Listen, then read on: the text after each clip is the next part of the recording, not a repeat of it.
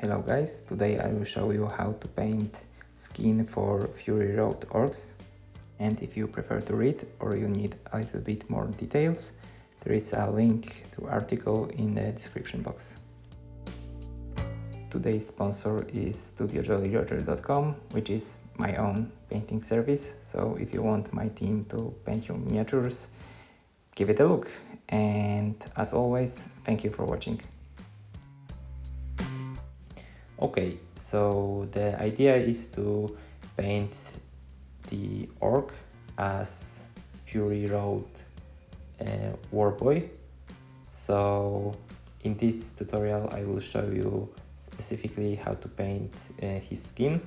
So as you probably know, we will need the pale skin tone with white paint over it and a little bit of black makeup around the eyes and mouth. Yeah, so that's the idea, and I will show you the whole process. So let's get to it. For the base I will use my usual skin tone. You can use whatever other skin tone you want, as long as it is quite pale.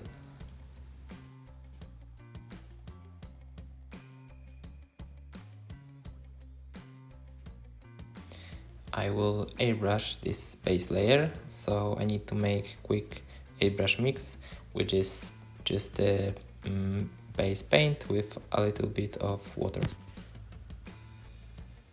You can use also any thinner you want, so if you have the value of thinner, it works even better. Okay, so I airbrushed things countless times on this channel, so here is a little bit sped up version. I'm just aiming at even base layer, so it isn't anything special.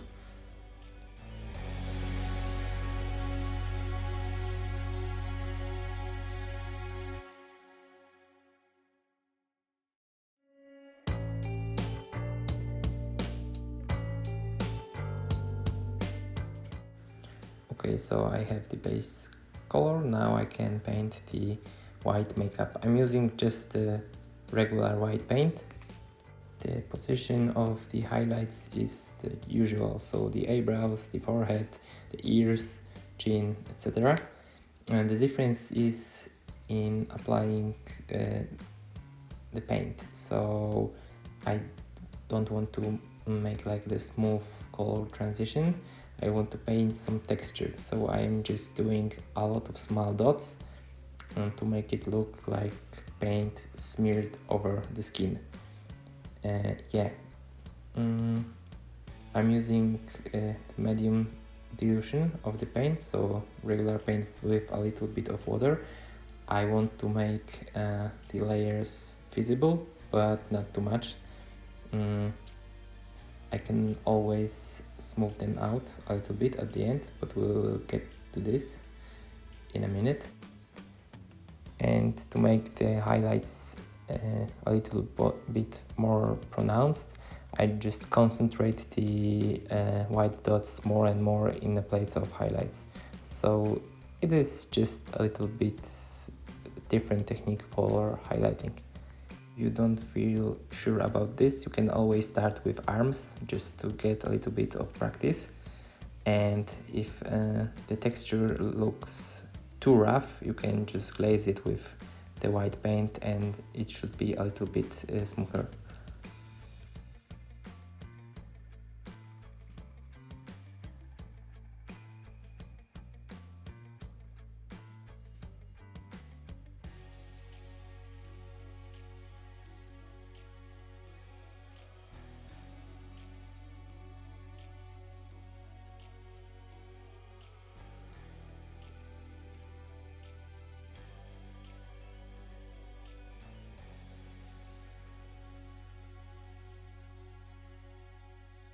Okay, so it's the time to paint the actual black makeup.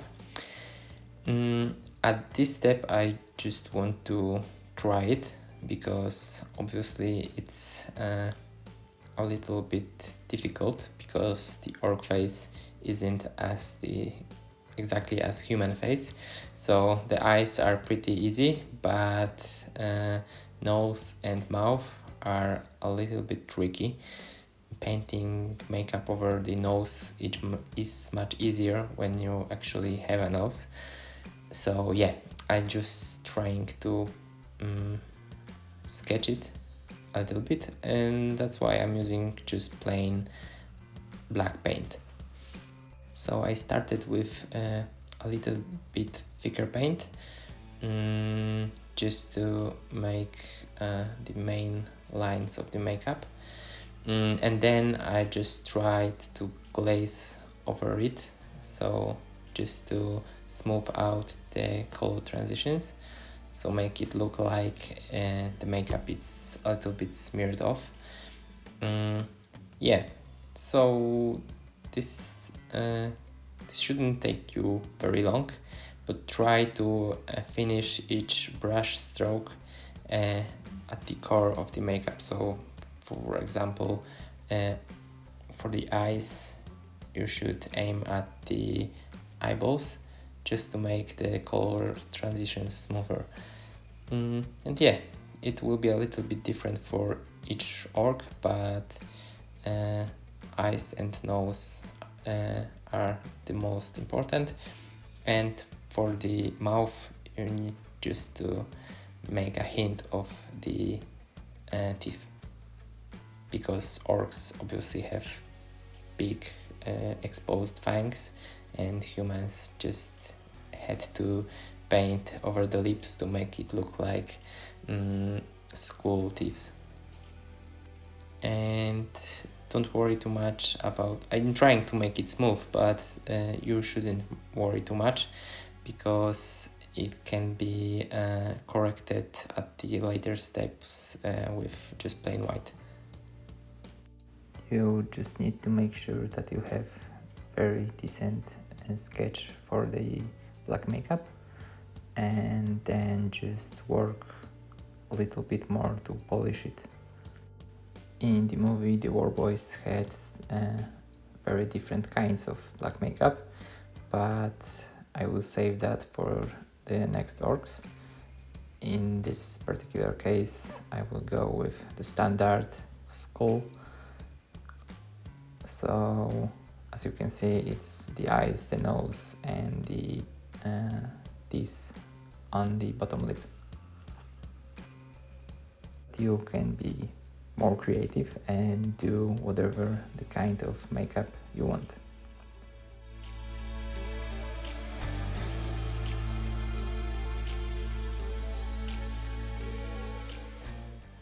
Okay, so off camera I painted basically the whole model in black, except the skin, obviously. So now I have the more clear picture on what still need to be done to make this skin tone finished. Okay, now I will need to highlight the actual makeup part, which I will do with just light gray, and the highlight will be very toned down.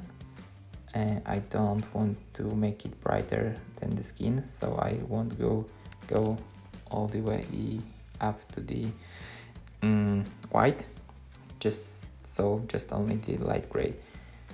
And there is not much space to highlight actually, so I'm trying to be very conservative and to not cover too much space, to still have like the black background. It's really easy to overpower black with gray when you are highlighting, so I want to add as little highlight as possible. Other than highlights, I just painted the eyeballs in plain white. I just want to have them visible. I will add a little bit more definition and detail to them later. So that's pretty much it for this face. I will just go back and forth, adding a little bit more definition to all these fine details. I never feel quite satisfied, so it's hard for me to say when it's definitely done. So it's really up to you when you are painting by yourself, but at some point you just need to call it done. So you can always do more work later.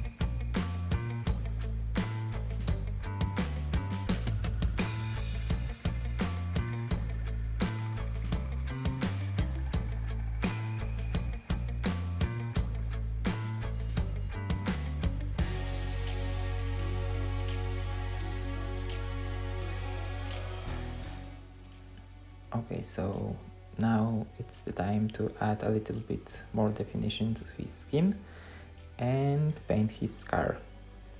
I would need my basic skin tones to the former and a little bit of blood red for the latter, but I start with glazing his scar. So I will mix blood red with a little bit of black and just do few basic glazes just to get it started. And I think I need to make a photo first, so give me a second. Okay, so I made the photo and I can go back to glazing. I want to make the scar appear old, so I will avoid using pure blood red, maybe just a hint at the very end. But if it's something you like for your miniature, just use more pure red to make it appear fresh. And as always with glazing, you should aim to do at least few layers. They should be subtle, but still you won't do it just with one layer of paint. And since I'm at it, I will add few glazes to his left eye. I want to make it look a little bit red as well to get this damaged look. And yeah, that's pretty much it.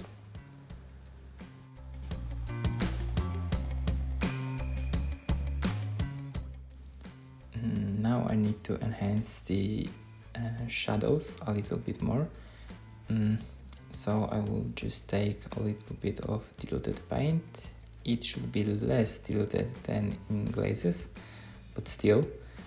And I would just try to add more shadows in the deepest parts of the model, so between the fingers, under the most defined muscles, basically in the same spots that I already have some shadows.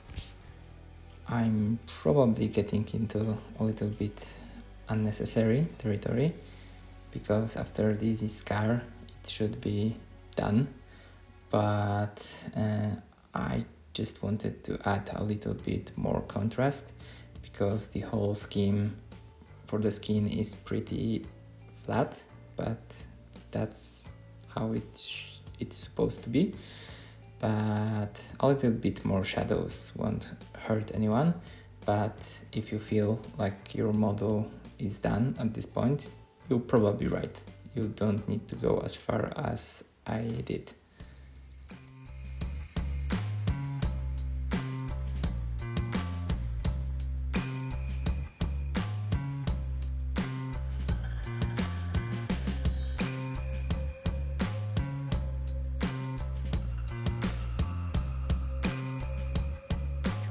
And on the other side of the equation, I need to but I will reserve highlight that for the drivers, white skin even more. So I just got the maybe plain white some Orks and try to make the white highlights appear even brighter. It's very small detail, as I said before, but still, when I can add to the contrast, I will probably do just that. Okay. And obviously, And I have painting with plain white, I also painted these vines, so more. that's the pretty Okay, much now last step. time to highlight this main area. Of the camera, at the very end, I also painted his left eye mainly with white, with even more red, because I thought that my previous glazes didn't look red enough. So at the final photo, you can see that his eye looks a little bit more reddish. But yeah, that's pretty much it. Makeup. I tried to make the final white highlights with the same technique as at the very beginning. So with this like small dots most of the time, and then just glazing out a bit to make them appear smoother. And yeah, that's all, I think. So as I said before, you can finish it earlier if you feel that's